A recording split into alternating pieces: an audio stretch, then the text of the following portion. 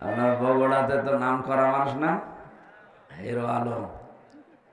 কিসের হিরো ওর নিজেও জানি না। ওর যে চেহারা ছিল তেমনি বলতে নেই, বলেন তো যে চেহারা ও কি হিরো হওয়ার মতো চেহারা? তো ভিলেন আলম নাম দেওয়া দরকার, অন্তত ভিলেন হলে ওর একটু মানায়। কথা বলেন না কেন? আজকে নাকি 4-5 দিন তার কাছে সংবাদ আসতেছে যে আপনি উপদেষ্টা হন। আমার বিশ্বাস হয় না, তারপরও যখন বলছে হতেও পারে। এদেশে ফারুকের মতো মানুষ যদি উপদেষ্টা হয়, তো হিরো আলম আমার মনে হয় সহকারী হতে পারে। ফারুকের মতো এরকম একজন মানুষ যে সমকামিতা প্রমোট করে, তারে এই দেশে আপনি উপদেষ্টা বানিয়ে দিলেন। ছাত্র জনতা যেভাবে ফুসে উঠেছে, এরাই আপনাদেরকে বসিয়েছে, এরা নামাতেও জানে। সুতরাং আমরা আহ্বান জানাচ্ছি, আল্লাহর নিষিদ্ধ কাজ যারা জারি করে সমাজে পরিবারে, তাদেরকে মুসলমানের মাথার উপর থেকে নামিয়ে দেওয়া হোক। কি আমার নিজের কথা না, এটা এদেশের সবার কথা। আমরা এমনি নামাজ রোজা পর্দা পর্দা কম করতে পারি, কিন্তু আল্লাহর বিরুদ্ধে গেলে সে বাবা হলেও আমাদের ছাড় নেই।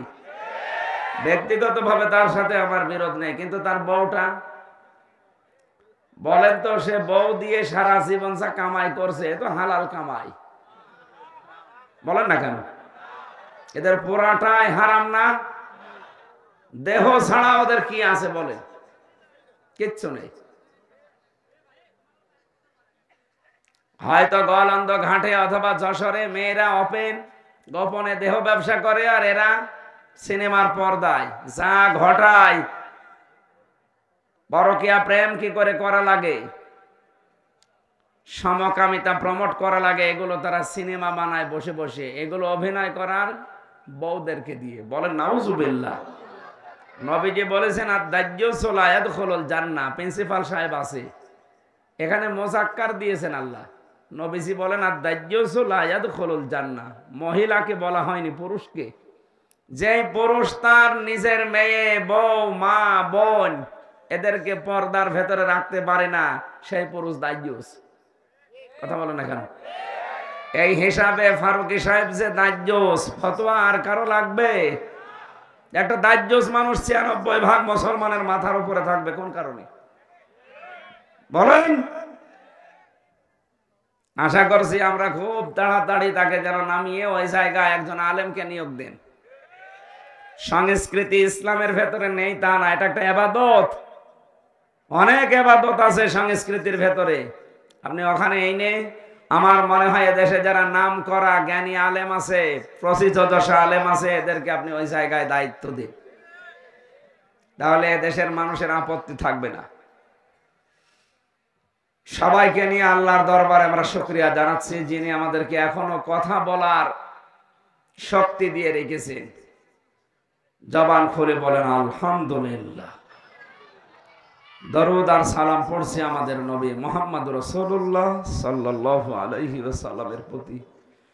কিয়ামতের ময়দান যখন আল্লাহ কায়েম করবে, প্রত্যেকটি মানুষ, একজন প্রতিটি মানুষ, এমনকি যত নবী রাসূল সবাই বলবে ইয়া নাফসি ইয়া নাফসি, হে রব আমাকে বাঁচান। কে বলবে? আমি আমার চিন্তায় আছি, আমাকে বাঁচান। যেদিকে তাকাবে মানুষ সেই দিকে শুধু এই আওয়াজ শুনতে পারবে যে আমাকে বাঁচান, আমাকে বাঁচান। হঠাৎ করে বিশাল ওই কিয়ামতের ময়দানের এক পাশ থেকে আওয়াজ আসবে, রব্বি হাবলি উম্মতি। তিনি বলবেন না যে আমাকে বাঁচান, তিনি বলবেন আমার উম্মতকে বাঁচান। কোন উম্মত? যে উম্মত বিনা ভোটে নির্বাচন করে 15 বছর থাকে না, এটা তো উম্মতই না। কেন বললাম বলেন তো? ওরা যে উম্মত না, শুধু বিনা ভোটে নির্বাচন করে ওনারা 15 বছর আছে এই জন্য উম্মত না, তা না। সূরা হজ 78 নম্বর আয়াতের মাঝে আছে। যারা আলেম আছে একটু দেখেন তো। আল্লাহ পাক বলেন হুয়া তাবাকুম ওয়া মা জাআলা আলাইকুম ফিদ্দীনি মিন হারাজ। ইয়াদের প্রথম শব্দ হুয়া তাবাকুম। এ যেতেবা মানে নির্বাচিত করা। কি করা?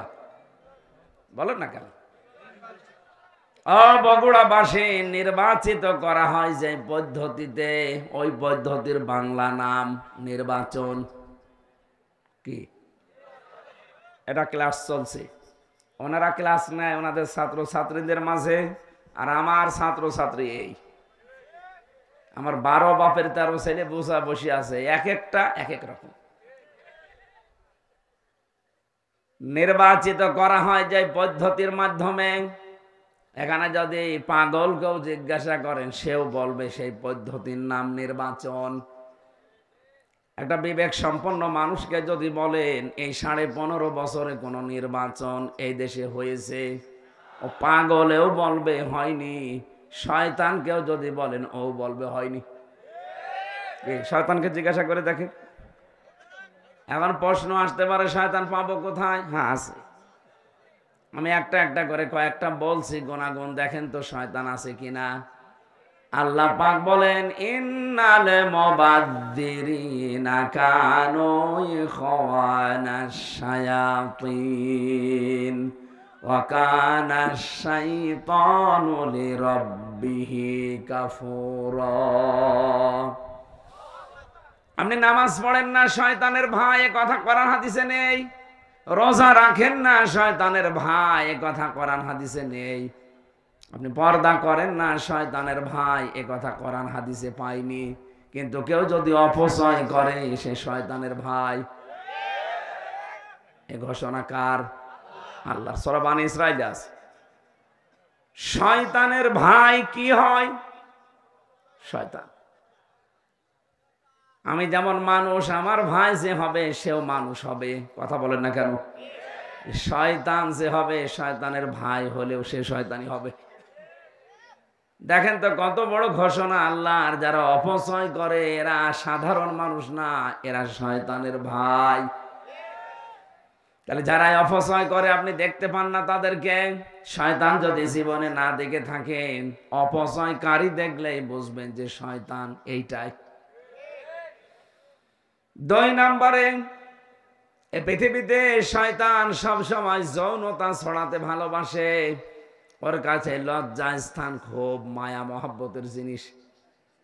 এই জন্য নবীজি শিখিয়েছেন, যখনই টয়লেটে কাজ সারার জন্য উলঙ্গ হবে, সঙ্গে সঙ্গে তোমাকে বলা লাগবে আল্লাহুম্মা ইন্নী আউযু বিকা মিনাল খুবুসি ওয়াল খাবাইস। যত রকমের দুষ্ট জিন আর পরী আছে, সবার থেকে আল্লাহ তোমার আশ্রয় চাই। বিশ্বনবী জানিয়েছেন, দোয়া পড়ে যদি কেউ বাম পা দিয়ে বসে, শয়তানের চোখের উপরে পর্দা পড়ে যায়। অথচ এখানে কত মুরব্বী মানুষ বসে আছে, জীবনেও এ দোয়া পড়িনি। কথা বলছে না কেন?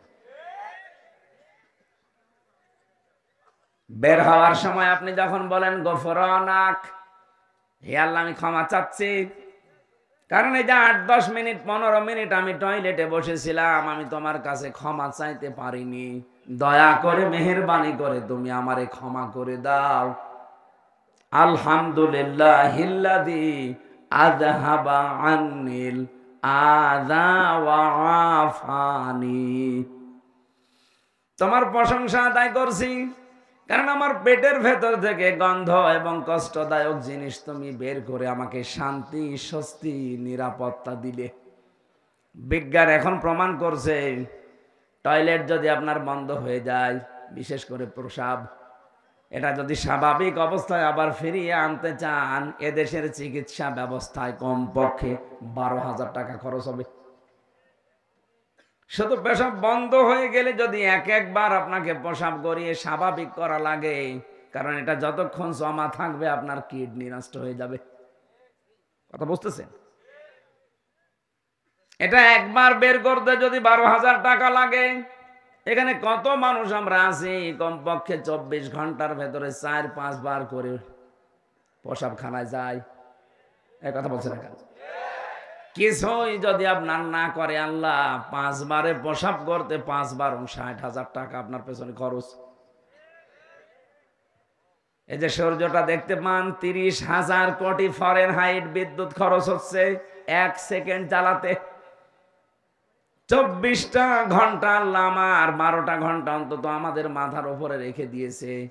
এক এক সেকেন্ডে যদি 30,000 কোটি ফরেনহাইট বিদ্যুৎ খরচ হয়, কোনদিন জিবরাইল এসে বিলের কাগজ নিয়ে বলে না যে ভাই এই টাকাটা দেন, বলেছে? আমাদের যে মেজাজ, আমার মনে হয় কোনো বাড়িতে যদি জিবরাইল যে বলতো এই যে বিলের কাগজ, যে কাপড় শুকিয়েছেন, এই কাপড় শুকানোর বিল, আমার মনে হয় জিবরাইল আরশ পর্যন্ত যাওয়ার আগেই মার্ডার হয়ে যাবে। অথচ আজ পর্যন্ত কোনদিন আমার কাছে বিলের কাগজ আল্লাহ জিবরাইলকে দিয়ে ধরিয়ে দেয়নি। কথা বলেন ঠিক কিনা? বগুড়াবাসী, ক্লাস চলছে কিন্তু খুব খেয়াল করে আপনার রোল নাম্বার যেন 1, 2, 3 ভেতরে থাকে। আপনি এমন ছাত্র হবেন না যে 82 রোল আপনার। এক ছাত্র এসে প্রিন্সিপালের কাছে বলছে, স্যার হয় ছুটি দেন, না আমি গেলাম। স্যার চিন্তা করছে ও যে পজিশনে আছে, ও ছুটি দিলেও যাবে, না দিলেও দৌড় দেবে। রোল নাম্বার কত? 82। 82 রোল। ছেলে মেয়ে কয়টা ক্লাসে? 82টা। 82টা ছেলে মেয়ে, ওর রোল নাম্বার 82। ও খুব ভালো ছাত্র। বলেন বলেন, ওর জীবনের কোনো উদ্দেশ্য আছে? শুধু আসে আর পালিয়ে চলে যায়। আপনি ওই রকম ভাবে না, 1, 2, 3 মতো রোল নাম্বার যারা, তারা যেভাবে অ্যাক্টিভ ভাবে কান খাড়া করে বিষয়গুলো শোনে, ওগুলো শুনে হজম করার চেষ্টা চালান। এবার শয়তান আমরা অনেকেই মনে করি দেখতে পাই না যে মানুষগুলো যৌনতা ছড়াতে ভালোবাসে, আপনি বিশ্বাস করে নিতে পারেন ওইটাই শয়তান। ফিল্মে যারা কাজ করছে বলেন তো, এ মানুষগুলো যৌনতা ছড়ানো ছাড়া কি আছে তাদের এই সিনেমাতে? আগেকার সিনেমাগুলো মানুষ দেখতো আর শিক্ষা নিত আর কান্নাকাটি করতো, যে কোনো একটা বিষয় তারা তুলে ধরতো। আর এখন সিনেমা শুরুই হয় যৌনতা দিয়ে, শেষ হয় ধর্ষণ দিয়ে। যারা এই জগতের সাথে আছেন, আমার তো মনে হয় মাঝে মাঝে যে তারা তাদের মেয়ে, ছেলে, নাতি এদের কাছে কি হিসাবে বিবেচিত হয়? আপনি মানুষ, হ্যাঁ? এই কাজগুলো যারা করছে, আমি দেখতে পাচ্ছি গোপন একটা ষড়যন্ত্র করে এই মানুষগুলোকে আজ সামনে নিয়ে আসা হচ্ছে। আজকে একটা হিন্দু মহিলা স্ট্যাটাস দিয়েছে, ওর নাম আমি নিতে ঘৃণা করি, নাম নিলাম না, কুষ্টিয়াতে বাড়ি। না, নামটা বলার দরকার নেই। এই মহিলা ঘোষণা দিয়েছে, আপনারা দেখবেন কয়েকদিনের পরে সমকামিতা আনার জন্য নিজেরাই আন্দোলন করবেন। আমরা আপনার মতো অত পয়সা যাইনি, আমাদের রুচিবোধ আছে। আপনি তো মানুষ থেকে বিকৃত হয়ে গেছেন। হ্যাঁ, আল্লাহ আকর্ষণ দিয়েছে নারীর প্রতি পুরুষের, পুরুষের প্রতি নারীর। আপনি পুরা সিস্টেমই আল্লাহর পাল্টিয়ে দিয়েছেন। পুরুষে পুরুষে বিয়ে করবে, মহিলাতে মহিলায় বিয়ে করবে। বলেন নাউজুবিল্লাহ। শয়তান আছে না নেই? কোনটা? যেগুলো বলছি এগুলো হযরতে আদম এবং হাওয়া জান্নাত থেকে বের হয়ে যাক, এটা শয়তানের উদ্দেশ্য ছিল না।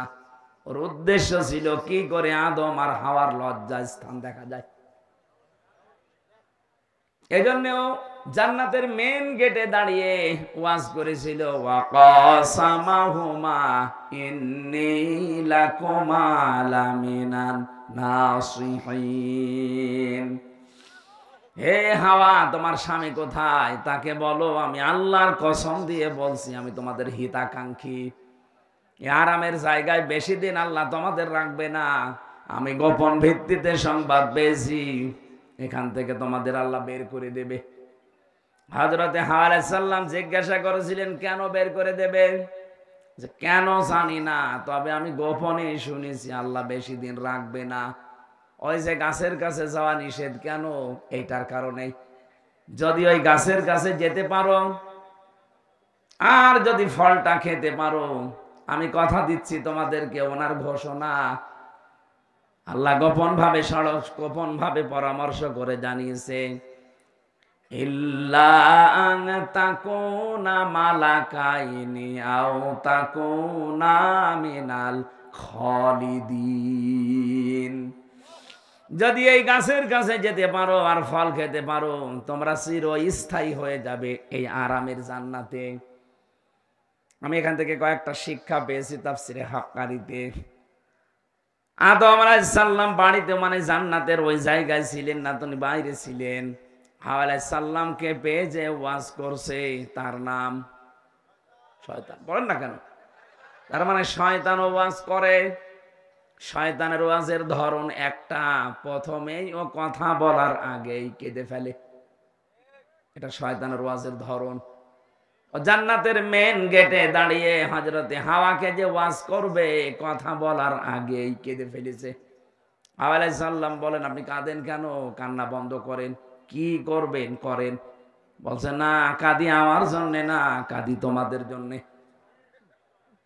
আপনি দেখেন আজ দুনিয়াতে, আমার তো নিজের চোখে দেখা, এই দেশে যারা শয়তান ছিল তারা দেখবেন কথা বলার আগেই কেঁদে ফেলতো।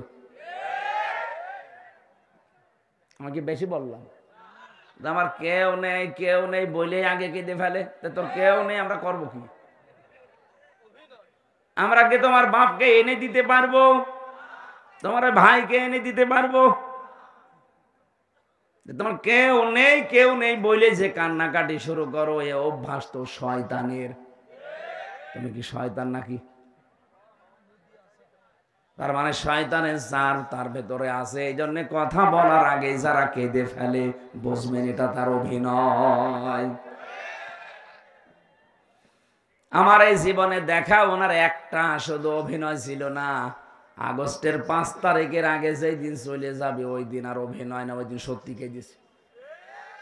ওই দিন শুধু কেঁদেছে, বাকি জীবনটাই অভিনয়। কি মুখে যেটা বলতো ওইটা করতো না, যেটা বলতো না ওইটা করতো। সরঞ্জিত বাবু এজন্য বলেছিলেন, বাঘে ধরলে ছাড়ে, উনি ধরলে ছাড়ে না। যে আমার জীবনে আমি নিজে পরীক্ষিত। আমারে যদি কোনো সলিমদ্দি ধরতো, খুব বেশি হলেও 3 দিনের পর আমি বের হয়ে চলে আসতাম। ধৈর্যশীল তো উনি, কারণ মামলাটা 33 বারের উপরে উঠেছে আদালতে। বলে না, হবে না, পারমিশন লাগবে। লাল কালি দিয়ে উনি নিজে সই করে বলেছে হবে না। যেদিন উনি বলবে সেই দিন হবে। নাই তো সে মামলা দিয়েছে, সাজা লাগিয়ে দিলেও সর্বোচ্চ 3 মাস। কত? আর আমার থাকা লাগলো বিনা কারণে 3 বছর। হযরতে হাওয়া বললেন, আপনি কাঁদবেন না, আপনি ওয়াজ করেন। কি ওয়াজ করতে চান? হাওয়া আলাইহিস সালামের এই যে কথা বলার পরেও দুর্বলতা খুঁজে পেয়েছে, এই তো আমার কথায় কাজ হবে। ডাক দিয়ে বলেছে, দেখো গোপন ভিত্তিতে সংবাদ পেলাম এই আরামের জায়গায় নাকি তোমাদের রাখা হবে না। মেয়েদের জন্মগত একটা অভ্যাস আছে, ওরা যদি কোনো জায়গায় একবার শান্তি পেয়ে যায়, জীবন চলে গেলে ওই জায়গা ছাড়তে চায় না। হ্যাঁ, এটা অভ্যাস ওদের। ওরা যদি পরকীয়া প্রেমে একবার শান্তি পায়, 2-3টা বাচ্চা ফেলে তুই আল্লাহর রাস্তায় চলে যাবে, কিছু মনেই করবে না। আপনি দেখেন না মাঝে মাঝে, ওরা যেই কাজে একবার শান্তি পেয়ে যায়, জীবন চলে গেলেও মান সম্মান, কিসের মান সম্মান, ও গোল্লায় যাক, ও যাবেই। এই জন্য একবার যদি মেয়েরা কোনো চেয়ারে বসে শান্তি পায়, আপনি কি হবে কি না হবে ওসব ভাবার চিন্তা তাদের নেই। শয়তানের প্রথম টার্গেট ছিল পুরুষ না মহিলা। কেন? যত তাফসির আমি নিজে পড়েছি, মুফাসসিরিন ইকরাম লিখেছেন, শয়তানের চাইতেও চক্রান্তের আকারে মহিলারা এগিয়ে, এরা ভয়ঙ্কর চক্রান্তকারী। এটা আমি বানালাম না, সূরা ইউসুফের ভেতরে আছে 28 নম্বর আয়াত, ইন্না কাইদাকুন্না আযীম। আমি আলেমদেরকে বলছি, এখানে আল্লাহ এক বচন দেয়নি, ইন্না কায়দা কুন্না বহু বচন। কি স্যার, বহু বচন না? কেন? জুলাইখা তো ওখানে একা, এই আয়াত জুলাইখার নামে নাজিল হচ্ছে। আল্লাহ কেন মাত্র শুধু জুলাইখার নামটা উচ্চারণ করলেন না? আর যদি নাও করবেন তো এক বচন দেবেন, বহু বচন দিলেন কেন? দিয়েছেন এই কারণে কিয়ামত পর্যন্ত পুরুষের ক্ষতিকারক জিনিস যারা, তাদের ভেতরে মহিলা এক নাম্বার, আর এদের ষড়যন্ত্র বড় ভয়ঙ্কর। এই যে আসিম শব্দ আল্লাহ ব্যবহার করলেন, ইন্না কাইদাকুন্না আযীম। আল্লাহ বলেন এদের চক্রান্ত শুধু একটা না, যুগে যুগে বহু জুলাইখার উত্তরাধিকারী উত্তরসূরি আসবে দুনিয়ায়। ইউসুফের মতো চরিত্রবান মানুষদেরকে তারা জেনার অপবাদ পর্যন্ত দেবে। দেয়নি?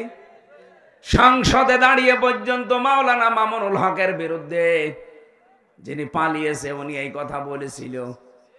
এই জেনার তহমত দেয়নি, এই কথা বলছে না কেন? এই লোকটার সাথে আমি 3 বছর ঘরে ছিলাম, ফাঁসির ওই কন্ডেম ছেলে। এ মানুষটার যে এখলাস, তার যে ইবাদত, তার যে চরিত্র যেন নষ্ট না হয়, এজন্য 3টা বিয়ে করেছে সে। অনেকে মনে করে 3-4টে বিয়ে করলে তার চরিত্র খারাপ। আরে শয়তান, তার চরিত্র ভালো রাখার জন্য তো বিয়ে করেছে। তোর চরিত্র খারাপ এই জন্যই তো তুই হোটেলে যাস। হ্যাঁ, কথা বলে না কেন?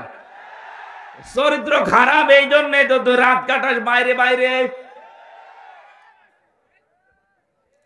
এই বগুড়াতে যত আবাসিক হোটেল আছে, আমি গ্যারান্টি দিচ্ছি, ঢাকার কথা বাদ, এটা বিভাগীয় শহরও না, আছে তো রংপুর, রাজশাহী, এটা একটা জেলা।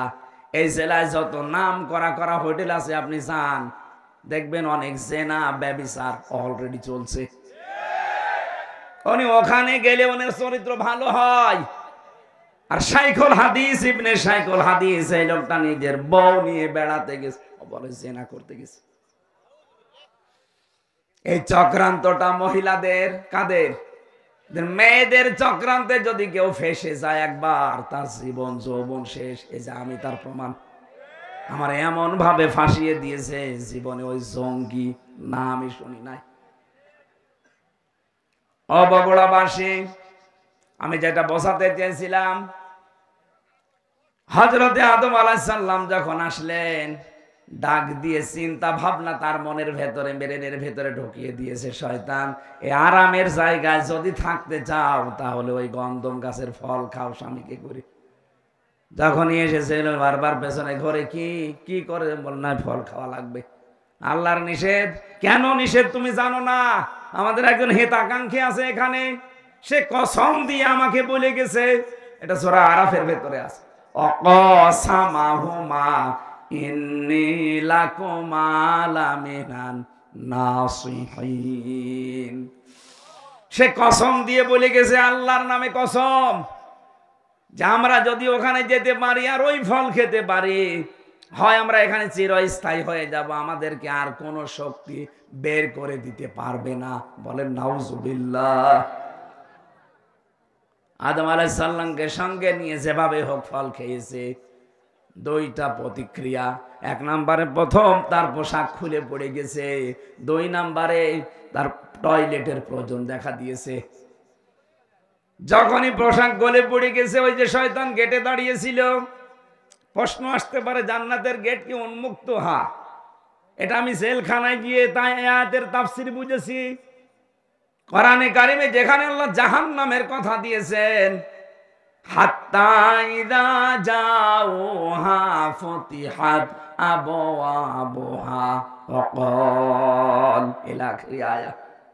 আল্লাহ পাক যখন বলেন যে জাহান্নামী মানুষদেরকে যখন জাহান্নামের গেটের সামনে নেওয়া হবে, এরপরে জাহান্নামের দরজা খুলে যাবে, ভেতরে প্রবেশ করিয়া আবার জাহান্নামের দরজা বন্ধ করে দেওয়া হবে।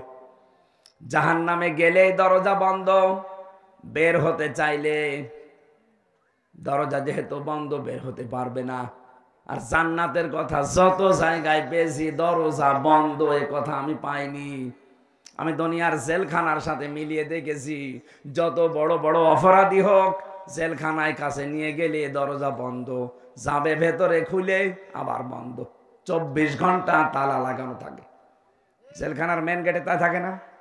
বগুড়া জেলখানায় যান, 24 ঘন্টা মেন গেট তালা মারা, 1-2 জন করে ওখানে সব সময় থাকে পাহারাদার।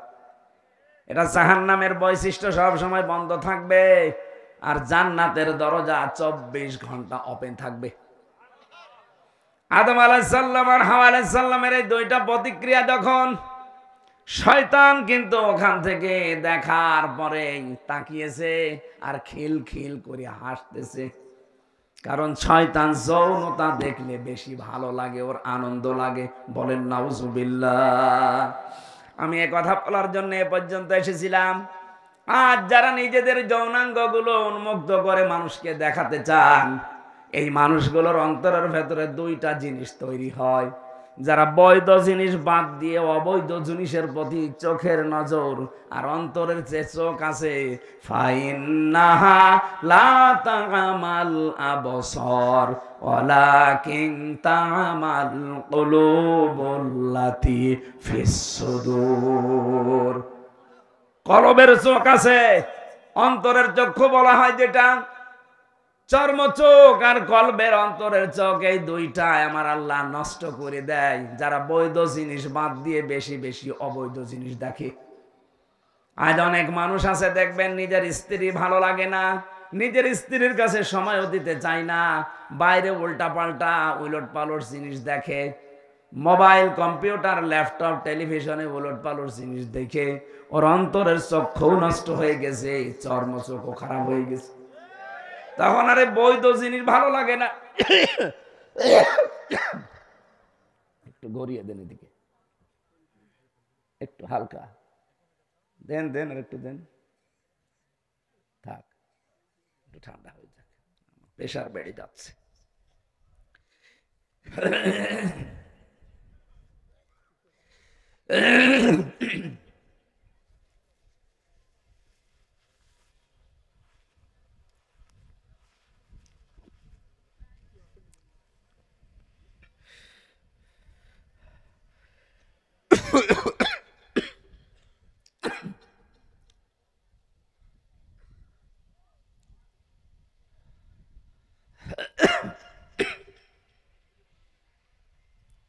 এটা খুলে নেন তো,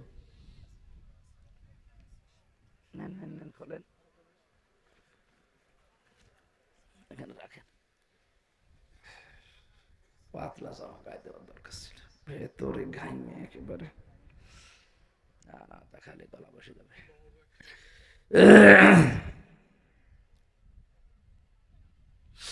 বগুড়া বাসী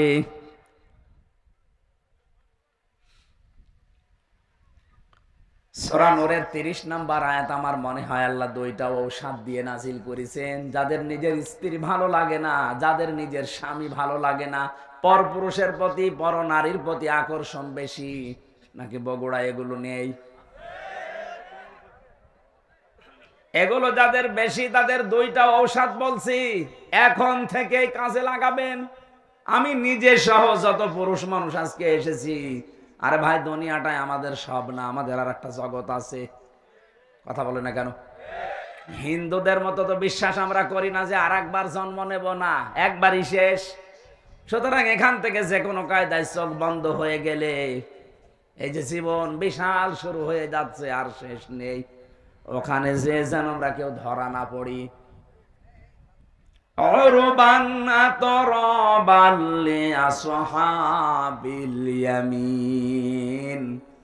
আল্লাহ পাক এমন এমন সুন্দর জিনিস আমাদের জন্য রেখে দিয়েছেন, ওইটা পাওয়ার আকাঙ্ক্ষায় আশঙ্কায়, ওইটা পাওয়ার জন্য আমরা আগ্রহ পেশ করার জন্য বলছি দুইটা কাজ এখন থেকে আরম্ভ করবেন।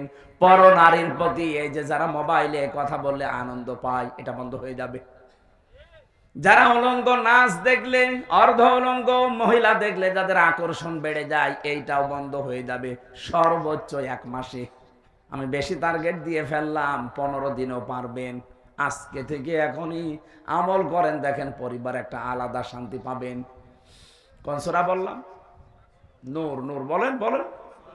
30 নম্বর আয়াত, 18 নম্বর পারা, 12 নম্বর পৃষ্ঠা, 7 নম্বর লাইনে আছে।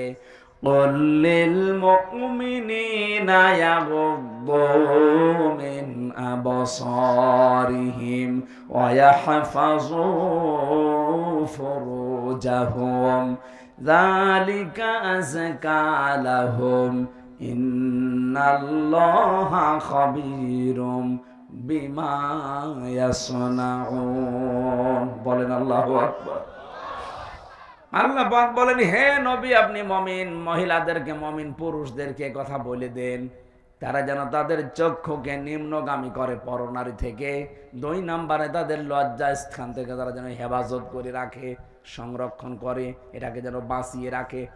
যালিকা আযকা লাহুম, এইটাই তাদের জন্য পবিত্রতার বড় মাধ্যম। কে বলছেন? বলেন বলেন। যাদের নিজের স্ত্রীর প্রতি আকর্ষণ লাগে না, ভালো লাগে না, অনেক পুরুষকে আমি কথা বলতে শুনি, বিয়ের 2-3 বছর 5 বছর পার হওয়ার পরে বলে, এক জিনিস আর কত কি করব। ওই মহিলাও যদি বলে আমি এক জিনিস আর কত কি করব, সংসার টিকবে? এই জন্যই তো পর্দার বিধান।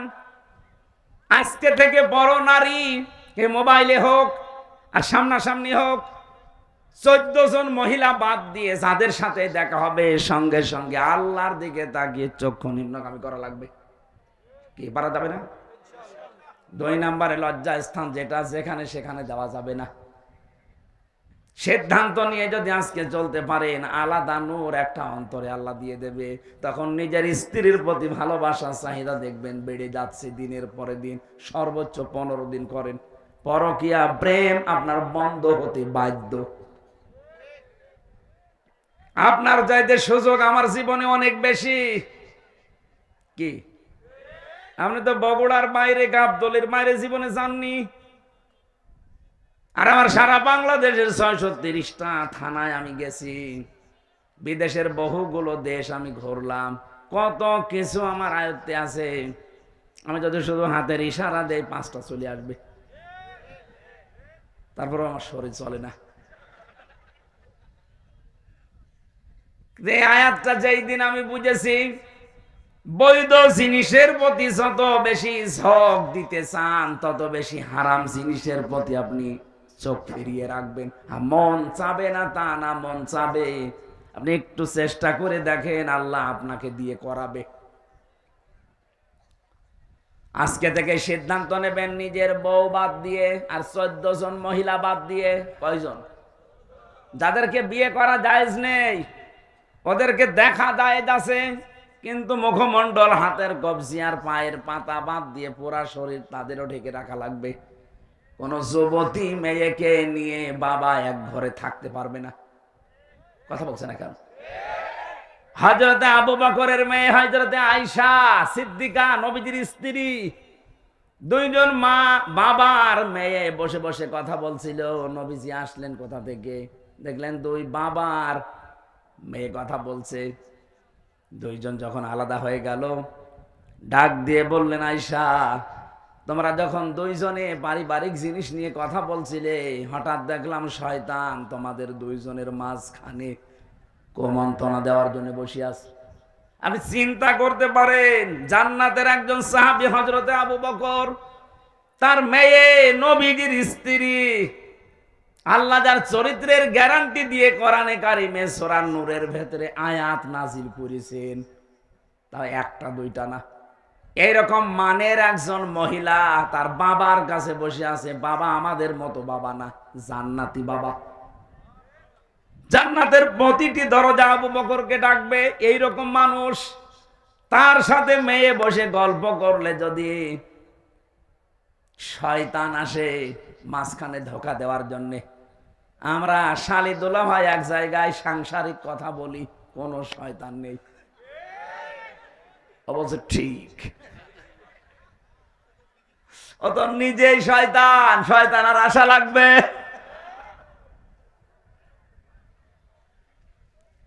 না? সাবধান থাকা লাগবে। এই ঔষধটা অ্যাপ্লাই করেন আজকে থেকে। নিষিদ্ধ জিনিস যেগুলো আছে, শুধু এই পরনারী না, মোবাইলে হোক, কম্পিউটারে হোক, বাইরে হোক, চক্ষু নিম্নগামী করে রাখবেন। দেখবেন আলাদা একটা জিনিস আল্লাহ মাস্ট বি দেবেই।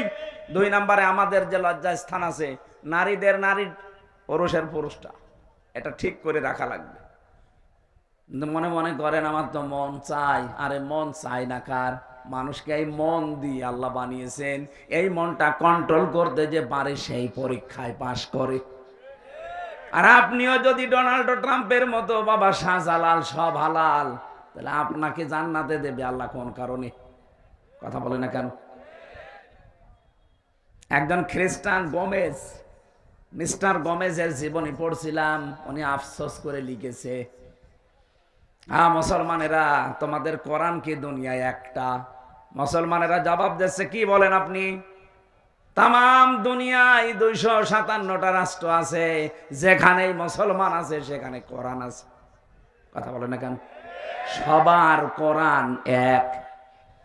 মিস্টার গোমেজ খ্রিস্টান, উনি বলছে দেখেন আমি উপন্যাস পড়ার নাম করে কোরআনে কারিমের একটা তাফসীর পড়েছি, পড়াটা আমি শেষ করেছি।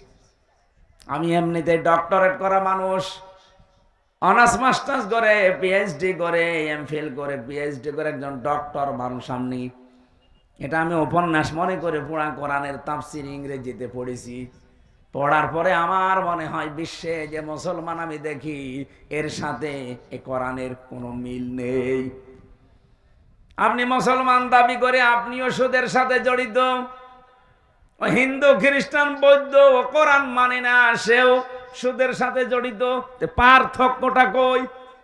প্র্যাকটিক্যাল লাইফে যদি কিছু বাস্তবতা পার্থক্য করে দেখাতে না পারেন, ওরে আপনাকে জাহান্নামী মনে হয়, আর আপনি সুদ খেয়েও নিজেকে জান্নাতি মনে হয়। আল্লাহ কি এরকম অবিচারক নাকি? প্রশ্ন আসতে পারে, আমি লা ইলাহা ইল্লাল্লাহ পড়েছি। আরে বেটা, লা ইলাহা ইল্লাল্লাহ নাকি হিন্দুর মুখস্থ আছে? কি কথা বলেন এখন? আমার দাদা মারা গেছে, জেলখানায় থাকতেন। উনি জীবিত অবস্থায় 18-19 সালে গল্পটা আমারে বলতেন। স্বাধীনতার সময় একটা লোক, হিন্দু মানুষ, পাকিস্তানের ওই বাহিনী তাকে ধরার পরে বলছে, তুই মুসলমান না অন্য জাতি? আমি মুসলমান। মুসলমান, তাহলে কালেমা বল। বলছে লা ইলাহা ইল্লা আনতা সুবহানাকা ইন্নী কুনতু মিনাজ জালিমিন। দিয়েছে 2 চড়। ওই বেটা, এ কি কালেমা না মুসিবতের দোয়া? বলছে ভাই, কালেমা না মুসিবতের দোয়া জানি না, তবে আমিও মুসিবতে আছি। আমি কি কম মুসিবতে আছি? আমি এ ধর্মের লোক না, বাঁচার জন্য আমি কালেমা মনে করে পড়লাম। আমি অনেককে বলতে শুনি বিপদে পড়লে তারা এটা পড়ে, আমি মনে করছি এটা মনে হয় বিপদের দোয়া। কালেমা না দোয়া আমি জানি না, আমি বেঁচে গেলেই হবে।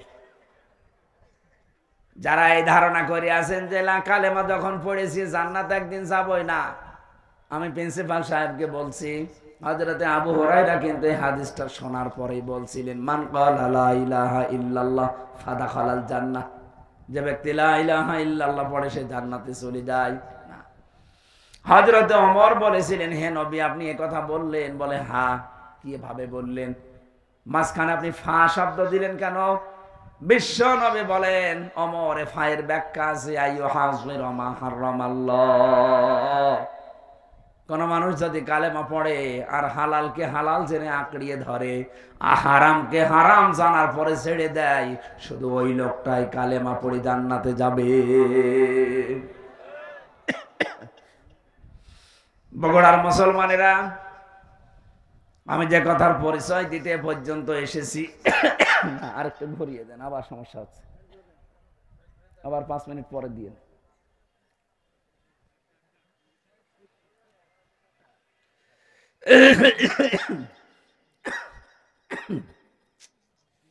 না, এভাবে হবে না।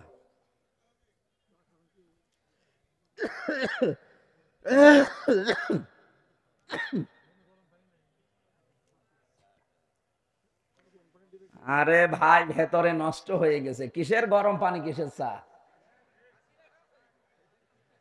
এত করে বলে যে মাহফিল বন্ধ করেন, বন্ধ করেন, ডাক্তাররা পর্যন্ত হাত পা চেপে ধরছে, না কি করি বলেন তো?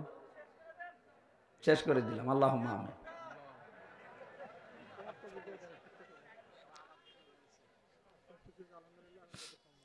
সম্মানিত ভাইরা, আমি শয়তানের পরিচয় দিতে পর্যন্ত এসেছিলাম। শয়তান সব সময় যৌনতা ছড়াতে ভালোবাসে। তাহলে যৌনতা যারা ছড়ায় বেশি, অপচয় যারা করে বেশি, এই মানুষগুলো প্রকারান্তে শয়তান। কথা বলেন না কেন? আল্লাহ এদের থেকে যেন আমাদের হেফাজত করে, বলেন আমিন। বিশ্বনবী মুহাম্মদ রাসূলুল্লাহ একটা মাত্র আওয়াজ তিনি দেবেন ওই উম্মতের জন্য, যে উম্মত হওয়ার জন্য তারা চেষ্টা চালিয়েছে।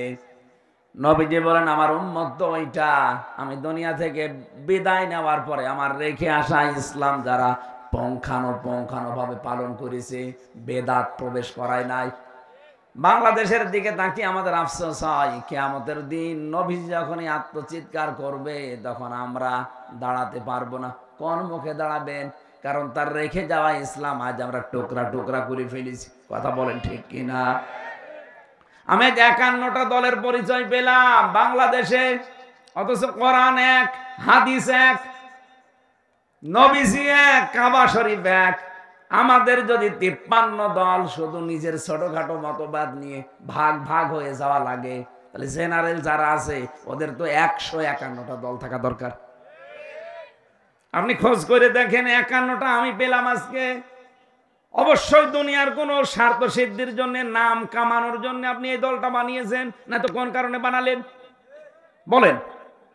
আহলে হাদিসের ভেতরে 17টা দল, ইসলামপন্থী যারা খেলাফত আন্দোলন, খেলাফত মজলিস মিলে প্রায় 7টা দল। সুন্নিয়াতের দাবি যারা করে, যারা বলে আমরা আশিকে রাসূল, এদের 27টা দল। আপনি মিলান, বাংলাদেশে যে যেই দলে আছে, মতে আছে, যে যেইটা মানে, এক জায়গায় সব এক। একামতে দিনের বেলায় যে দিনে বাংলাদেশে দিন কায়েম করা লাগবে, এই জায়গায় যারা এক তারা হচ্ছে জামাতে ইসলামী। এই দলের ভেতরে আমি কোনো পার্থক্যটা পাইনি। এদের তো লক্ষ লক্ষ কোটি কোটি ভক্ত এই দেশে অনুসারী আছে, কিন্তু দল হিসাবে সব এক। কথা বলেন না কেন? বাকি যা আছে দেখবেন শুধু সভাপতি, সেক্রেটারি, একটা দল খুলে বসে আছে। সারা দেশে কেউ নেই, শুধু সভাপতি আর সেক্রেটারি। ঢাকায় কেন্দ্রীয় অফিসও নেই, বাড়ির ভেতরে ছাদের উপর একটা সিলিকুটি মানি বসে, এটা কেন্দ্রীয় অফিস। এই ভণ্ডামিগুলো যদি এখনো পর্যন্ত বাদ দিতে না পারেন, এখনো যদি দলাদলি করেন, দেখেন 50 বছরের ভেতরে জালেমরা আবার এদের চাষ করবে। আশা করছি আমার ইঙ্গিত আপনি বুঝেছেন। এটা রেকর্ড হচ্ছে, সারা দেশে যাবে। যাদের মাথার ভেতরে এটা ঢুকবে তারা যেন চিন্তা করেন আমার এই ছোট্ট কথাটা। শেষে কিন্তু সুযোগ হারিয়ে গেলে আর দোয়া করেও ফেরত আসবে না। সূরা নূন, মুমিনুন, এখান থেকে আমরা 2টা আয়াত পড়েছি। আজকের আলোচনাটা আমরা মানব জীবনকে কেন্দ্রীয় করে সাজিয়েছি। আল্লাহ পাক আমাদের একটা দুর্বল জায়গায় আঘাত দিয়ে স্মরণ করাচ্ছেন, ওয়ালাকাদ খলাকনাল ইনসানা মিন সুলালাতিন মিন তিন। অবশ্যই আমি আল্লাহ মানুষকে মাটির নির্যাস দিয়ে বানিয়েছি। আল্লাহ আমাদেরকে মাটি দিয়ে বানিয়েছে, মাটির নির্যাস দিয়ে বানিয়েছে। এ কথা বললেন কেন? আমরা অনেকেই আল্লাহকে ভুলে গেছি।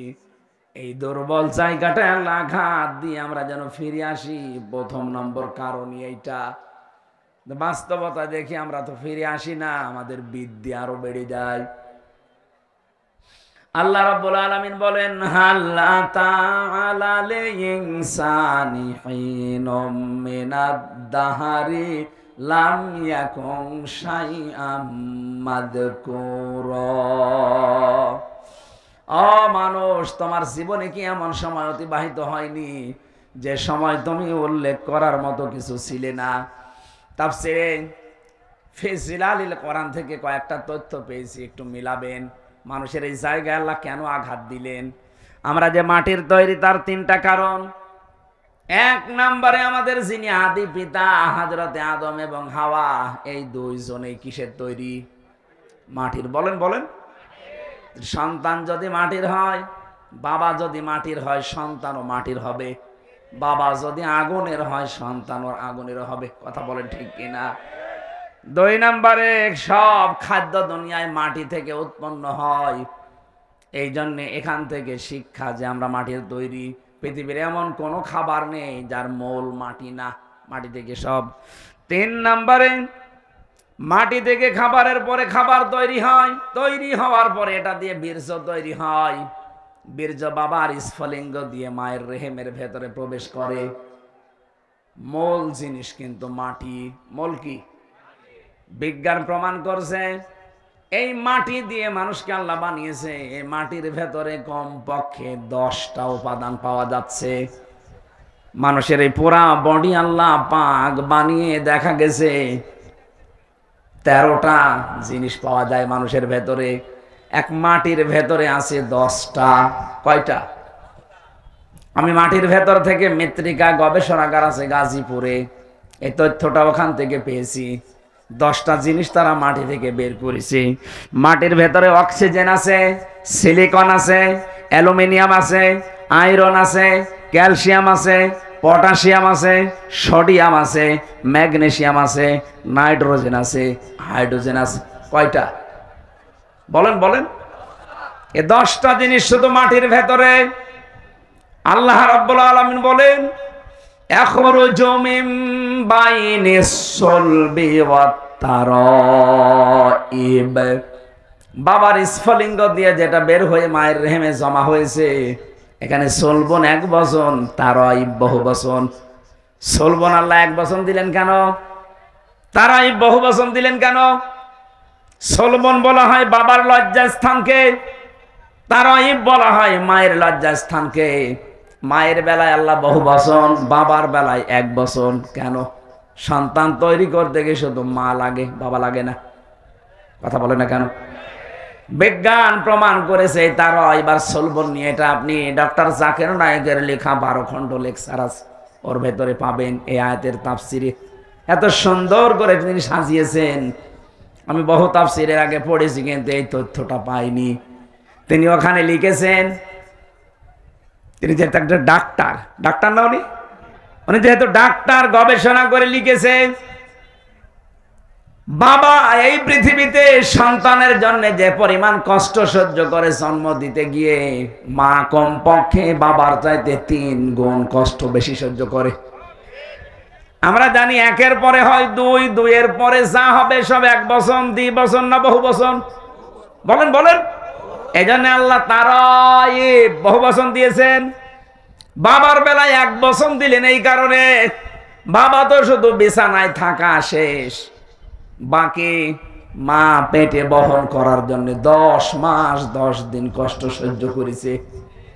শুধু এতটুকুই না, কমপক্ষে ডেলিভারির যে কষ্টটা, বিজ্ঞান এখন জানিয়েছে এই পুরুষ মানুষ আমরা যারা দুনিয়ায় যত শক্তিশালী পুরুষ হোক, 45 ইউনিট কষ্ট সহ্য করতে পারে। কত? 45 ইউনিটের বেশি কষ্ট একজনকে দিলে সে হয় হার্ট অ্যাটাক করবে, না মারা যাবে। কিন্তু একটা মা দুনিয়ার সন্তানের মুখ দেখাতে গিয়ে বিজ্ঞান এখন দেখটা মাপার জন্য একটা যন্ত্র আছে। মায়ের কষ্ট কমপক্ষে হয় 57 ইউনিট। 45 ডিগ্রি দিলে যেখানে আমরা মারা যাব, সেখানে মা আমার মুখ দেখতে 57 ইউনিট কষ্ট সহ্য করে কয়েক বালতি রক্ত শরীর থেকে ঝরিয়ে মা আমার কাঁটা ছটফট মুরগির মতো করে, তারপরও আমরা মুখ দেখতে চাই। নবীজি জানিয়েছেন এত কষ্ট দুঃখের পরে বাচ্চাটা যখনই মায়ের সামনে তুলে ধরা হয়, বাচ্চার মুখ একবার দেখার সঙ্গে সঙ্গে পেছনে যত কষ্ট ছিল সব আল্লাহ ভুলিয়ে দেয়।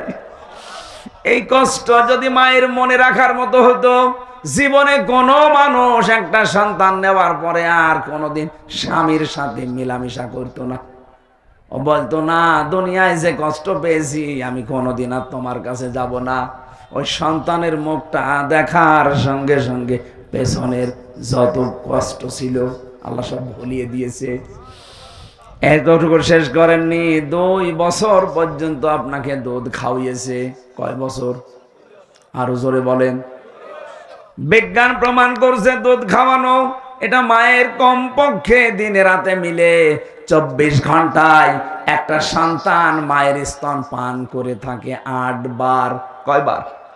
7-8 বার পান করাই লাগে 24 ঘন্টায়। আপনি হিসাব করে দেখেন, তারও বেশি হয়। উপরেরটা নিচেরটা বাদ দিয়ে মাঝেরটা বিজ্ঞান প্রমাণ করেছে 8 বারও যদি হয়, একবারে যদি 1 পোয়া করে দুধ চুষতে থাকে, 8 বারে কমপক্ষে 2 কেজি দুধ খায়। কত? 2 কেজি করে দুধ আমি আপনি সবাই খেয়েছি মায়ের স্তন থেকে। একদিন 2 দিন না, 2 বছর। কত? বলেন বলেন। আপনি একটা হিসাব করে দেখেন, 2 বছরে প্রতিদিন যদি হয় 2 কেজি করে, আমি ক্যালকুলেটর দিয়ে দেখেছি 36 মণ দুধ আমরা খেয়েছি। কত? আমার বাবা আমার মায়ের আমরা 2 জন, আমি আর আমার একটা বোন আছে। এখানে কত মানুষ আছে? 8টা 10টা ভাই বোন। কথা বলেন না কেন? আমার গ্রামে একজন আছে 12টা মেয়ে আর 4টা ছেলে। কত হয়? একটাই শুধু স্ত্রী, 2 জনে মারা গেছে। এখন আমি একটা হিসাব নিয়েছিলাম, আমি আয়াত পড়ার পরে দেখি আমি নাই 36 মণ আর আমার বোন রোনা নাই 36 মণ। আপনার তো ছেলে মেয়ে 16টা, বলেন তো কয় মণ? বলছে বাবা ওসব হিসাব জানি না, হিসাব করি নাও। হিসাব একটা টানলাম, দেখি আপনি বলেন তো কত মণ হয়? 772 মণ হয়েছে। অথচ মায়ের ওজন মাত্র 60 কেজি। 60 কেজি জায়গা থেকে আমার আল্লাহ এতগুলো দুধ দুনিয়ায় সন্তানদের জন্য বের করে দিলেন। আমার মনে হয় এখনো যদি ছেলে মেয়ে হইতো তো দুধও আল্লাহ দিত। এটা একটা কুদরতের মেশিন। কথা বলেন ঠিক কিনা? এই যে 3টা কষ্ট বাবার চাইতে মায়ের বেশি হইলো। পেটে রাখা,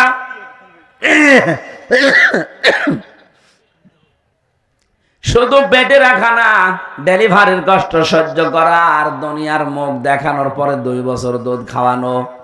নবীজি জানিয়েছেন, পৃথিবীর মানুষেরা তোমাদের কাছে বাবার তুলনায় মায়ের গুণ আমি 3 গুণ বৃদ্ধি করে দিয়েছি এই তারাইবের জন্য। জোরে বলেন সুবহানাল্লাহ।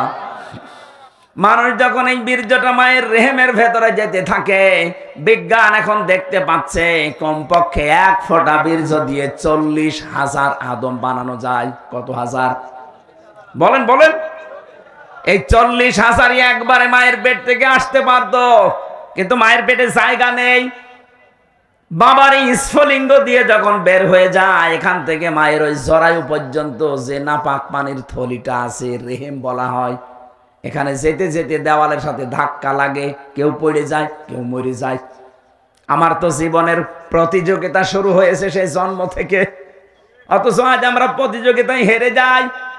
কত স্ট্রাগল করে, কত কষ্ট স্বীকার করে, প্রতিযোগিতা করে ওই জায়গায় গেছি আমি। তারপরে হামজা আমি দুনিয়ায় আসলাম। আমার কত ভাই বোন ছিল, তারা পড়ে মরে গেছে। কথা বলে না কেন? তাহলে আমাকে সিদ্ধান্ত নেওয়া লাগবে আমার মঞ্জিলে মকসুদ পর্যন্ত। আসল যেটা আমার জায়গা, এখানে নাই দুনিয়া আসার জন্য মায়ের রেহেম, আর আমার জান্নাতে যাওয়ার জন্য আমার জীবনের শেষ দিন এ পর্যন্ত আমাকে লড়াই করে যেতেই হবে। ওয়াবুদ রাব্বাকা হাত্তা ইয়াতিয়াকাল ইয়াকিন। হামজা, ইবাদত বন্দেগী করো ওই পর্যন্ত যতদিন পর্যন্ত তোমার মরণ না আসে। তার মানে আমার মরণ আসা পর্যন্ত আমার এই সব সময় স্ট্রাগল করে যাওয়া লাগবে, কষ্ট স্বীকার করা লাগবে, প্রতিযোগিতা করা লাগবে। লাকাদ খালাকনাল ইনসানা ফি কাবাদ। আমি মানুষকে বানিয়েছি এই কষ্টের পরে কষ্ট সহ্য করে। এ মানুষ যখন কষ্ট সহ্য করবে, 40 দিন পরে পরে আমার আল্লাহ এটা পাল্টাতে থাকবেন। আল্লাহ রাব্বুল আলামিন বলেন, সুম্মা খালাকনান নুতফাতা আলাকাতান ফাখালাকনাল আলাকাতা মুদগাতান ফাখালাকনাল মুদগাতা ইযামা ফাকাসাউনাল ইযামা লাহমা ثم أنشأناه خلقا آخر فتبارك الله أحسن الخالقين। বলেন আল্লাহু আকবার। একটু নিজের জীবনের দিকে তাকান। আপনি সেজদা দিতে বাধ্য হবেন আল্লাহকে। বড় বড় নাস্তিক হোক, মানি না তোর আল্লাহকে, এই কথাও যারা বলে তারা আয়াত পড়ার পরে নত হতে বাধ্য যদি বুঝে থাকে। আল্লাহ পাক বলেন একটা ইন্টেনসিভ কেয়ার ইউনিট যেখানে দুনিয়ার কোনো জার্ম যেতে পারে না, এই জায়গায় 40 দিন ধরে রাখলাম। এরপরে আমি নতফা থেকে ধরে আমি আলাক বানালাম, এরপরে আলাক থেকে তোকে আমি মদগা বানালাম, এরপরে মদগা থেকে চামড়া দিয়ে গোশত দিয়ে এটা আমি ঢেকে দিলাম। শুধু ঢেকে দিয়ে শেষ করিনি, এই গোশতগুলো যেন পচন না ধরে এমন একটা কাবার দিয়েছি। এই কাবার যাকে দিয়েছি ওইটাই ফাইনাল। এটা আমার যে চামড়া আছে, আমার শরীরের কোনো চামড়া যদি কেটে এখানে লেগে দেন এটা ভালো হয়ে যাবে, যদি পুড়িয়ে যায়, কেটে যায়, ছিঁড়ে যায়। আমার আর চামড়া প্রিন্সিপালের এক না, দেখতে এক হলেও আমার শরীরের ভেতরে ৯৭৬৮ প্রকার চামড়া আল্লাহ দিয়ে রেখেছেন। কিন্তু এক একটা জায়গার চামড়া এক এক রকম। এই হাতের তালুতে যে চামড়া আছে এইটা যদি উপরে দিত জীবনেও কোনো কিছু ধরে আপনি আটকিয়ে রাখতে পারতেন না। কথা বলেন ঠিক কিনা? দুইটা জায়গার চামড়া আল্লাহ পুরো আলাদা করে দিয়েছেন, লজ্জা স্থানের আর জহ্বার। এত এত চামড়া দিলেন শরীরের ভেতরে গোশতগুলো সংরক্ষণ করার জন্য। আল্লাহ পাক বলেন মানুষের ভেতরে আমি হাড্ডি দিয়েছি ৩৬০টা জোড়া দিয়েছি। নবীজি বলেন তোমরা প্রতিদিন এই জোড়া আছে আল্লাহ দিলেন ৩৬০টা সাদগা দান করবা, তাহলে এই জোড়ার হক আদায় হবে। সাহাবেরা বলে হুজুর আমরা গরিব মানুষ, টাকা পয়সা। বিশ্ব নবী বলেন দুইটা কাজ করতে পারলে এই হাড়ের সাদগা আদায় হয়ে যাবে জয়েন্টের। মসজিদের ভেতরে যদি কোনো ময়লা দেখো নিজের দায়িত্বে তুলে ফেলে দিবা। ২ নম্বরে দস্তরখানা বিছিয়ে খাবার খাবা, যদি খাবার পড়ে যায় ওই খাবার তুলে খাবা। অথচ এই দুইটা আমলের একটাও আমরা ধনী মানুষরা করতে চাই না। বলি এই আবার কাজ হইল? মসজিদের ময়লা পরিষ্কার করার জন্য ইমাম আছে, খাদেম আছে, মুয়াজ্জিন আছে, ওরা আমি লাট সাহেব, আরে ভাই আপনার এই হাড়ের এই যে ৩৬০টা জোড়া দেওয়া আছে, জোড়ার সাদগা দেবে আপনার কোন বাবা? এটা সাদগা দুনিয়ায় আদায় করা জায়গা, এটা করে যাবেন। মসজিদে প্রবেশ করলে এটা আপনার দায়িত্ব হয়ে পড়ে। কথা বলেন ঠিক কিনা? একটা খড়কোটা পড়ে আছে, থুতু পড়ে আছে, কপ পড়ে আছে, পরিষ্কার করে দেন। দস্তরখানা বিছিয়ে খাবার খাওয়ার অভ্যাস করেন।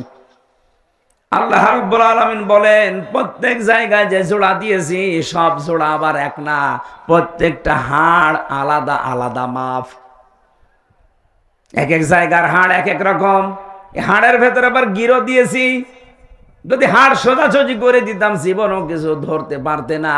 এই যে গিরোগুলো দিয়েছি প্রত্যেকটা আঙ্গুলে জয়েন্টে, এগুলো আবার নাট সিস্টেম করে দেয়নি যে খুলে রেখে দেবা তাহলে চুরি হয়ে যেত। এমন সিস্টেম করে দিয়েছি নিজের ভেতরেই থাকবে, শার্টও করতে পারো, জমাও করতে পারো। কথা বলেন ঠিক? আল্লাহ পাক বলেন এই যে আস্তে আস্তে ৩৪০-এর পরে যখন তোর ভেতরে খাবারের উদ্রেক দেখা যায়, মায়ের মাসিক অসুখ বন্ধ করে নাভির সাথে নাভির তার জড়িয়ে আমি খাবারের ব্যবস্থা করি। এতটুকু শেষ হয়নি, ৬ মাস হবার পরে এখন ৩টা জিনিস তার লাগবে, মাস্ট বি। একটা হচ্ছে শ্রবণ শক্তি, একটা হচ্ছে দর্শন শক্তি, আর একটা বাক শক্তি। এই 3টা জিনিস আমি আল্লাহ নিজের পক্ষ থেকে দান করি। ওদিকে মাটির উপাদানের ভেতরে আছে 10টা। কয়টা? আল্লাহর পক্ষ থেকে আল্লাহ দিয়েছেন 3টা, কোন তাফসিরে পেয়েছি 5টা। সেখানে আছে শ্রবণ শক্তি, দর্শন শক্তি, বাক শক্তি, আকেল শক্তি আর ঘ্রাণ শক্তি। 8, 5, 13টা জিনিস যখন এক হয়ে যায়, 6 মাস পরে মায়ের পেটের ভেতরে আমার আল্লাহ এবার আকৃতিটা দিয়ে দেয়। ওরা বডি বানিয়েছে ফেরেশতারা, আর আকার এই আকৃতি এইটুকু বানিয়েছে আল্লাহ নিজের কুদরতি হাতে। এটা বানানোর পরে আল্লাহ বলেন আমার সিদ্ধান্ত মতো এটা ছেলে হবে না মেয়ে হবে।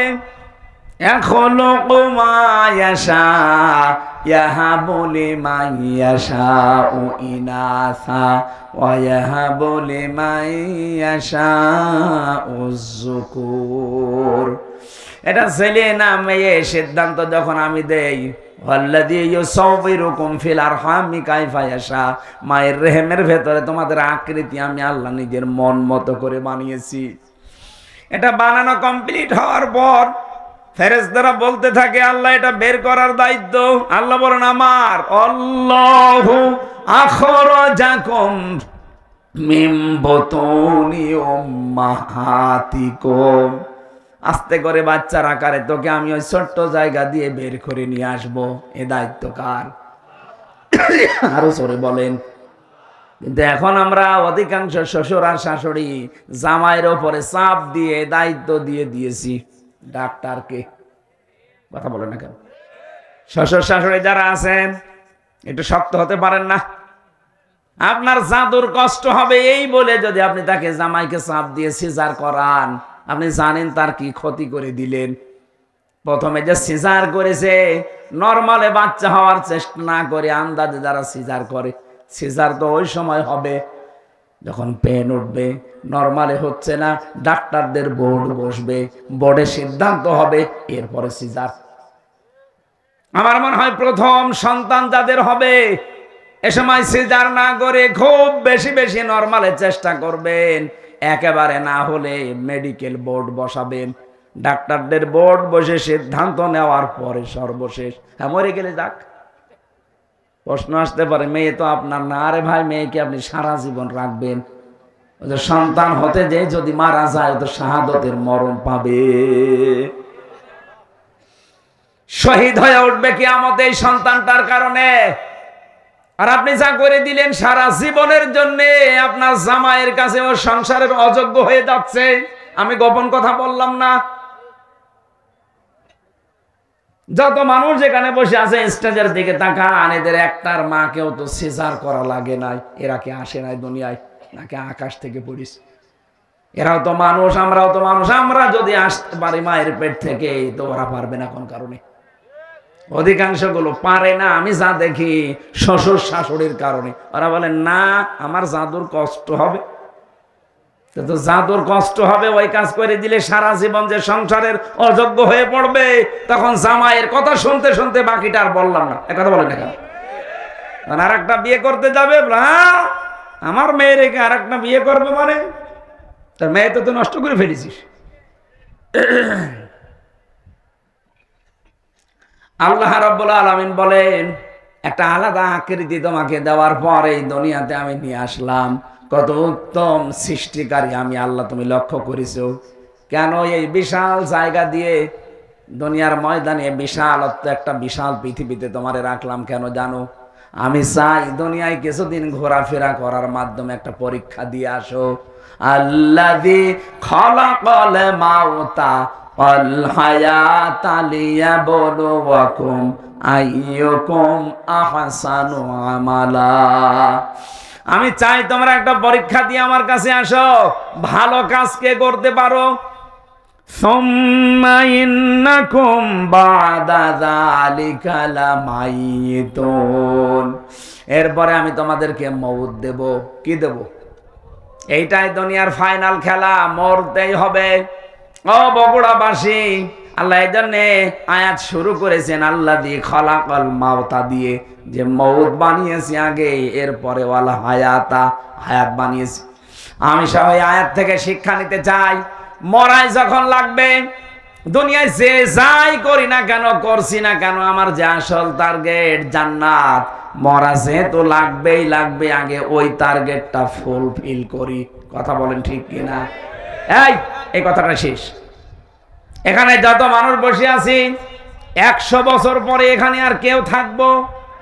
বলেন বলেন। যত মানুষ এখানে আছি, যদি ওর 1 বছর বয়স হয়, 100 বছর পরে আমরা সবাই মাটির নিচে। হ্যাঁ, এখানে এরকম মানুষই থাকবে, কিন্তু সব নতুন মানুষ। কথা বলেন এখানে, তারা এখনো দুনিয়ায় আসেনি, আসবে। 100 বছর পরে বগুড়া থাকবে, এই জমিনটা থাকবে, গাবতলী থাকবে, কর্ণীপুর থাকবে, কিন্তু এখানে আমরা একজনও থাকবো না, নতুন মানুষ জমা হবে। 200 বছর পরে যদি আপনি এই বগুড়ায়, এই গাবতলী, কর্ণীপুরে এই যে 2 তলা বাড়ি দেখছি, এই বাড়িতে কেউ যদি এসে 200 বছর পরে বলে এই বাড়িটা আমার ছিল, ঝাঁটা পিটা করবে আপনারে। এই দুনিয়া, আল্লাহ বলেন সুম্মা ইন্নাকুম বা'দা যালিকা লামাইয়িতুন সুম্মা ইন্নাকুম ইয়াউমাল কিয়ামাতি তুবআসুন। এরপরে আবার তোকে আমার সামনে হাজির করব, আমার সামনে 5টা প্রশ্ন তোকে জিজ্ঞাসা করব। ওই 5টা প্রশ্নের সঠিক জবাব দিতে হলে দুনিয়ায় তোকে 3টা কাজে আনন্দ পাওয়া লাগবে। 1 নম্বরে কেউ যদি ইমানের স্বাদ পেতে চায় সে যেন তার রবকে রব পেয়ে খুশি থাকে। 2 নম্বরে সে যেন ইসলামকে জীবন ব্যবস্থা পেয়ে খুশি থাকে। 3 নম্বরে সে যেন মুহাম্মদুর রাসূলুল্লাহ বাদ দিয়ে অন্য কাউকে আদর্শ না মানে। ফেরাউনের কথাটা আমরা সবাই জানি, ও যখন মারা যায় ওই সময় কিন্তু বলেছে আন্নাহু লা ইলাহা ইল্লাল্লাযী আমানাত বিহি বানু ইসরাঈল। হে আল্লাহ, আমি তোমাকে বিশ্বাস করি। কেমন করে? বনি ইসরাঈলরা যেভাবে তোমারে বিশ্বাস করে ঈমান আনে, আমি ওই রকম বিশ্বাস করি। ওয়া আনা মিনাল মুসলিমিন, আমি তো মুসলমান। এরপরও তোমার ফেরেশতারা আমারে পানিতে চোবায় আবার উপরে তোলে। আল্লাহ বলেছিলেন আল আন, এখন। আমি আয়াতের তাফসিরে 2টা শিক্ষা পেয়েছি, এই খুব খেয়াল করবেন। ফেরাউন কেন পোলা কালেমা পড়তে পারল না? ও কিন্তু আল্লাহর একাত্মবাদের ঘোষণা দিয়েছিল। কি কথা বলেন না কেন? ও বলে নাই লা ইলাহা ইল্লা আনতা, এ পর্যন্ত বলেছিল যে আমি ঈমান আনলাম। আমানাত বিহি বানু ইসরাঈল, বনি ইসরাঈলরা যার উপরে ঈমান এনেছে, বিশ্বাস করেছে তার উপরে। কিন্তু ওকে আল্লাহ ঈমান নসিব করাননি একটাই কারণ, তো আল্লাহকে স্বীকার করেছে। কিন্তু ওই জামানার যিনি প্রেরিত পুরুষ হযরতে মুসা নবী, তিনি নবী আবার রাসূল। কথা বলে না কেন? তিনি বড় কিতাব পাননি, তাওরাত। এজন্য তিনি একদিকে নবী আর একদিকে। ফেরাউন আল্লাহর একাত্মবাদের ঘোষণা দিয়েছে কিন্তু রেসালাতের ঘোষণা দেয়নি। ও যদি বলতে মুসা কালিমুল্লাহ, আল্লাহরে মাফ করে দিত। কিন্তু আল্লাহর একাত্মবাদের ঘোষণা দিয়েছে, রেসালাতের ঘোষণা দেয়নি, এজন্য ঈমান নসিব হয়নি। আজ বাংলাদেশে এই বগুড়াতে বহু মানুষ এখানেও বসে আছে, বলে আমি আল্লাহকে মানি। কি করে? নামাজ পড়ি, রোজা রাখি, দান করি, জিকির করি। এই বলেন তো, নামাজ পড়া, জিকির করা, দান করা, হজ করা, রোজা রাখা, এই হুকুমগুলো কার? আরো জোরে বলেন, বলেন। আপনি তো ফেরাউনের মতো আল্লাহকে মেনে নিলেন, কিন্তু এই জামানার প্রেরিত পুরুষ যিনি মুহাম্মদ রাসূলুল্লাহ, কথা বলেন না কেন? উনি এই জামানার জন্য প্রেরিত পুরুষ না? শুধু এই জামানা না, কিয়ামত পর্যন্ত। অথচ বহু মানুষ আমরা দেখি আল্লাহর হুকুম মানে, আল্লাহর স্বীকৃতি দেয়, কিন্তু জামানায় যিনি প্রেরিত পুরুষ তার কথা মানতে চায় না। তিনি যে 10 বছর রাষ্ট্রপতি ছিলেন সেটা বললেই বলে রাজনীতি। আমার মনে হয় যারা ফেরাউনের মতো আচরণ করছেন, আল্লাহর হুকুম মানেন কিন্তু প্রেরিত পুরুষ রাসূলুল্লাহ তার রিসালাত আপনি মানেন না, বিশ্বাসও করেন না, আপনার মরণ হবে ফেরাউনের মতো। আমার মনে হয় যার বোঝা সে বুঝেছে। এরপরেও যদি কেউ না বোঝার ভান করে থাকেন, আমার আর কিছু করার নেই। আল্লাহ আমাদেরকে বোঝার তৌফিক দিন। মানব সৃষ্টির রহস্য এ সম্পর্কে আজকের আলোচনাটা আমি বই আকারে পেশ করছি। আমার গাড়িতে এই বই আছে, পুরাটা সাজানো আছে, ওটা নিয়ে লিখে শিক্ষিত মানুষরা নিয়ে যাবেন। ফ্যান সরিয়ে দেন। আল্লাহুম্মা আমিন। লা ইলাহা ইল্লা আনতা সুবহানাকা ইন্নী কুনতু মিনাজ জালিমিন।